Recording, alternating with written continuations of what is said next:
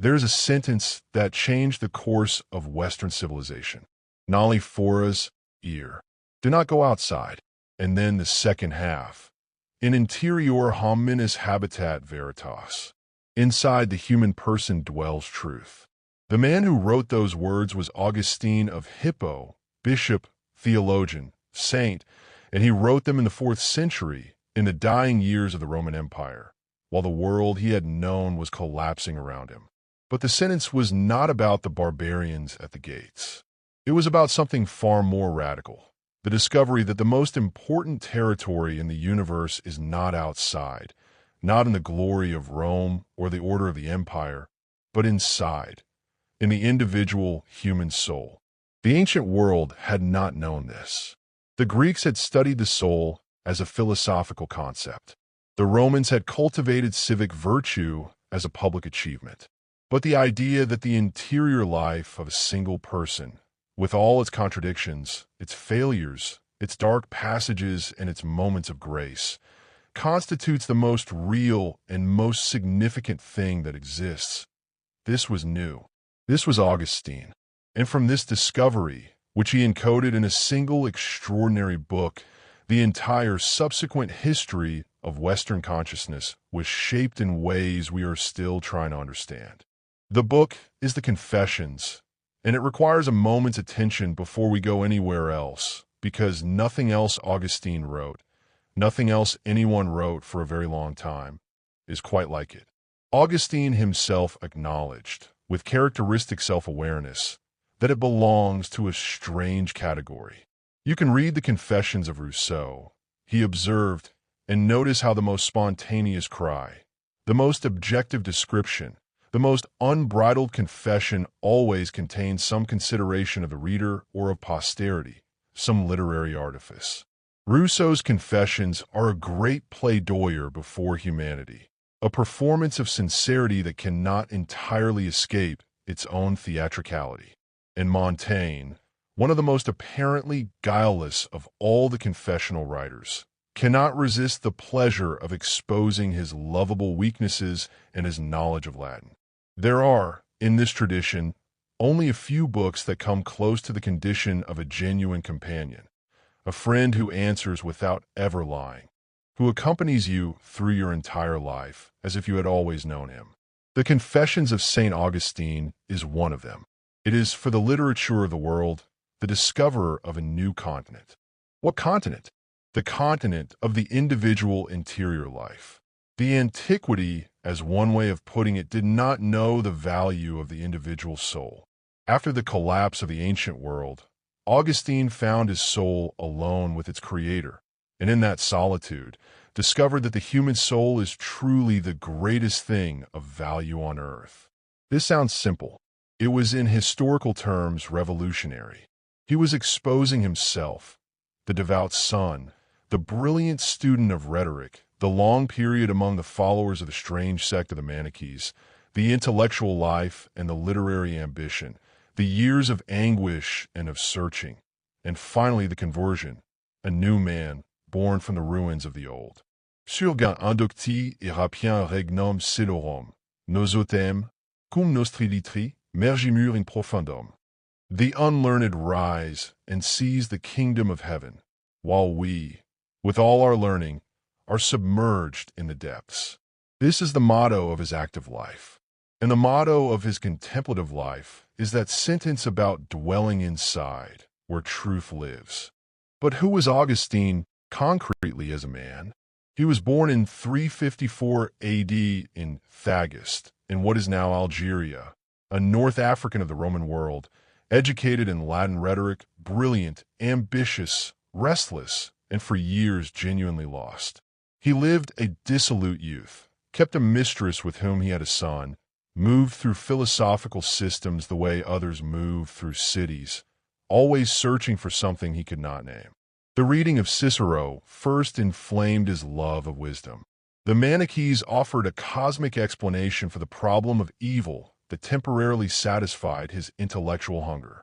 But it was the confessions of his own great predecessor, if we can call him that finally broke something open in him.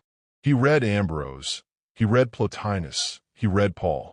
And one afternoon in a garden in Milan, hearing a child's voice say "Toli," like "take up," read, he opened the letters of St. Paul, and the thing that had been building for years arrived all at once. He was converted. He was, from that moment, a different man, though not a simple one, not a man without contradictions. He remained, to the end, a man. The Confessions are a saint's book, but they're the opposite of what some people expected to find. A document of weakness, of failure, of the torments of a heart in labor. Tormenta percurientis cordis mei, illuminated by flashes of grace that the narrator cannot control and can barely describe. And this is what made the book so powerful and so permanently alive. A saint is not an angel. A saint is a human being. Augustine was the first in all of history to expose his weak, fallible, even unattractive humanity through the exuberant lyricism of a great book, and thereby to make the interior struggle the central drama of human existence. He created, in doing so, a form that all subsequent confessional literature descends from. The autobiography as spiritual reckoning, the self-examination as a mode of truth-seeking. Rousseau's Confessions, multiple centuries later, are the most important of his secular descendants. And the line from Augustine runs through Petrarch, who climbed the Mont Ventoux, and then opened the Confessions to read Augustine's warning that truth is not found in mountains and plains and seas, but within the soul, through Erasmus and the humanist tradition, through Saint Teresa of Avila and the great Spanish mystics, all the way to the German Romantics and their concept of the Shine Seal, the beautiful soul, which is itself a translation of Augustine's Alma Hermosa into the language of sentimentalism. The Teresa connection is worth dwelling on because it illuminates what was specific and what was universal in Augustine's discovery. Teresa of Avila, Teresa de Cepeda y Ahumada, was the daughter of a Spanish grandee, born in the fortified city of Avila, whose great walls Unamuno would later celebrate as symbols of immortality. She entered a convent expecting to find God and found instead the world in all its noise and politics and social complexity. She fell gravely ill. She recovered. She was reading the Confessions of St. Augustine. And there, in that book, she found something that she recognized, the value of the individual soul, the irreducible importance of the interior life. It was Augustine who taught her that the destiny of the world is not decided by wars of religion or wars of conquest, but in the human soul. From that recognition, she built her own great contribution, what she called the Castillo Interior, the interior castle, with its 7 mansions corresponding to the 7 stages of the soul's approach to God. Alma y Dios, sola con el solo, soul and God, alone with the alone. These words, which became the organizing principle of a whole current of Spanish mysticism and then of French devotional literature, are directly Augustinian in their structure. The individual soul, stripped of all external support, confronting the divine directly. From Teresa, the Augustinian inheritance spread in directions that seem unlikely. The philosopher Nicolas Malebranche developed his occasionalist philosophy, the idea that God is the only true cause, that all other causes are merely occasions, as a kind of philosophical formulation of the sola con el solo. Malebranche transmitted this to Leibniz, whose monad, the isolated soul, became the seed of German idealism. The thread, traced with enough patience, runs from Augustine through Teresa, through Malebranche, through Leibniz, to Kant and Hegel, and beyond Hegel, to a place that Augustine himself would have found deeply ironic. Because here is the great paradox at the center of Augustine's intellectual legacy. The man who invented the philosophy of history as a sacred narrative, as the story of God's plan for humanity unfolding through time, the Civitas Dei replacing the Civitas Terrena, the city of God superseding the earthly city. This man's ideas were eventually secularized, stripped of their theological content, and turned into the modern idea of progress. One scholar described the operation as follows. He ran the film backward, starting with Marx and ending with Augustine. And the result is startling. The dialectical progress of Hegel and Marx, the unilinear progress of Marquis de Condorcet and Auguste Comte. These philosophies of history preserve, in a secularized form, the structure of Augustinian sacred history. The progress of humanity, or, in Marx, the progress of the proletariat, corresponds exactly to the journey of the chosen people toward the end of history. Usque ad consummationem seculi. Progress, in this reading, is simply the modern pseudonym for divine providence. The philosophy of profane history is nothing more than the secularization of the theological concept of sacred history as the path of humanity's redemption. Augustine would have been horrified. This is what makes Augustine so difficult to contain, so difficult to simply label and file away. He is not only a theologian, he is not only a philosopher, he is, and this is perhaps the truest thing one can say about him, one of the greatest personalities in all of world literature. Many, it must be said honestly, will not find him entirely, quote, unquote, sympathetic. It is the fate of all those who, like him in the Confessions and later Rousseau and August Strindberg, have told their own lives with irreverent sincerity. The dissolute youth, the years among the Manichees, the literary ambitions, the anguishes, and finally the conversion, the priestly vocation, the episcopate, the battles against heretics of every kind, the political victories. And in the end, Magnus Sacerdos, the great bishop of Christian Africa, dying at the very moment when his province and his church were crumbling under the blows of the Vandals. This man of extraordinary activity was, at his core, an introvert. The most important thing about the universe for Augustine was not what was happening outside, not the fall of Rome, not the migration of peoples, not the collapse of the empire, but what was happening inside, in the individual soul, in its anguish, in its longing, in its capacity for receiving the divine grace. And this brings us to his second great book, the first, if we were speaking in historiographical terms, The City of God, which is, in its way, an attempt to reconcile the interior conviction with the exterior catastrophe. The fall of Rome in 410 had shaken the entire Roman world. The pagans blamed the Christians. It was the abandonment of the old gods, they said, that had exposed Rome to the barbarians. St. Augustine's response was one of the most ambitious intellectual constructions in the history of Western thought. He built a philosophy of history to prove that the catastrophe was not an act of divine injustice, but obeyed the superior plans of providence. The earthly city, the civitas terrena, founded on self-love, carried to the point of contempt for God, was always going to fail. The city of God, founded on the love of God, carried to the point of contempt for self, was always going to endure. History is the story of these two cities, intertwined, sometimes indistinguishable, moving toward a final separation at the end of time. It is a magnificent structure, and it had consequences that lasted for 1,000 years. Until the beginning of the 13th century, the entire philosophy of history in the West was Augustinian.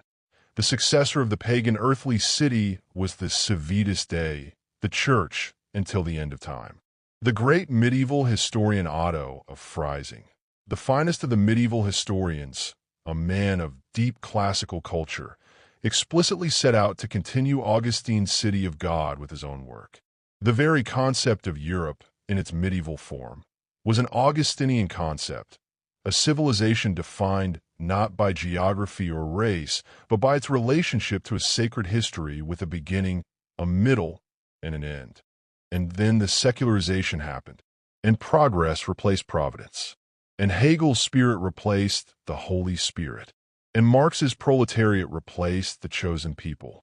And the structure survived the removal of its theological content, the center of the intellectual structure, because it was so powerful, so deeply embedded in Western thinking, that it persisted even among people who do not believe in God. And these people built philosophies that Augustine would certainly not have followed. This is an extraordinary monument of Augustine's influence, the very shape of how educated Western people think about time, about history, about the future, about the meaning of suffering and the possibility of redemption. The personal legacy is equally vast and equally hard to contain. Pascal, whom we should mention in any account of Augustine, even though he lived more than a millennium later, was, in the deepest sense, an Augustinian. He was one of the twice born, one of those who died to one life and were born into another. Console toi, he wrote in the extraordinary note found sewn into his jacket after his death. To me churcherise pas, honey envise trouve. You would not be seeking me if you had not already found me. This is the Augustinian paradox at its most concentrated. The soul seeks God, and in seeking discovers that the search itself is already an answer. Even a Martin Luther and a Soren Kierkegaard could fit into a life structure similar to Augustine's, with all the differences they both have with the Catholic Orthodoxy.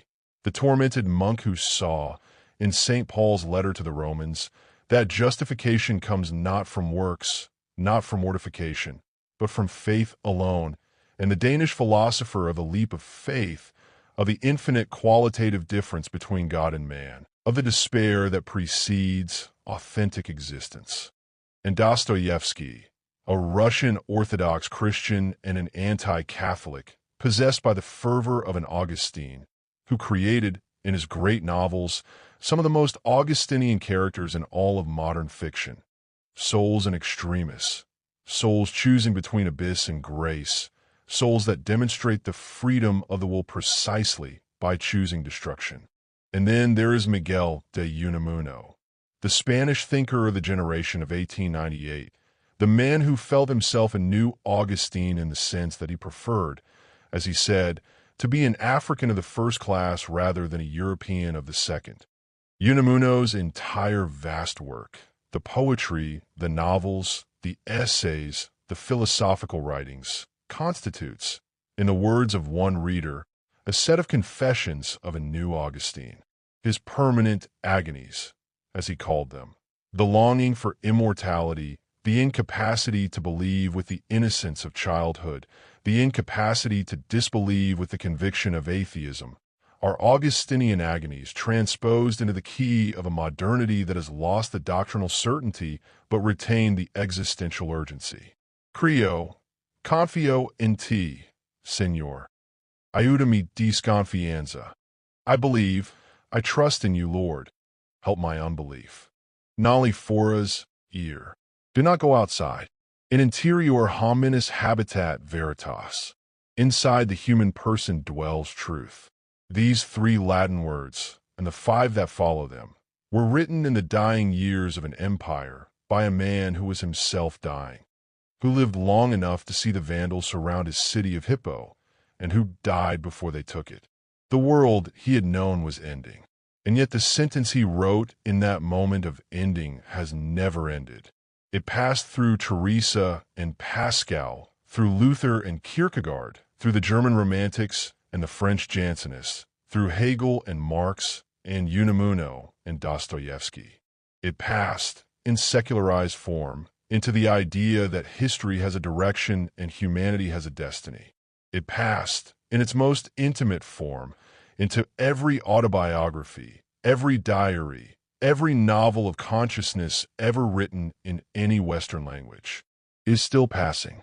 We are still, in ways we rarely recognize, living inside the continent that St. Augustine discovered, the continent of the interior life, where, as he insisted, truth makes its home.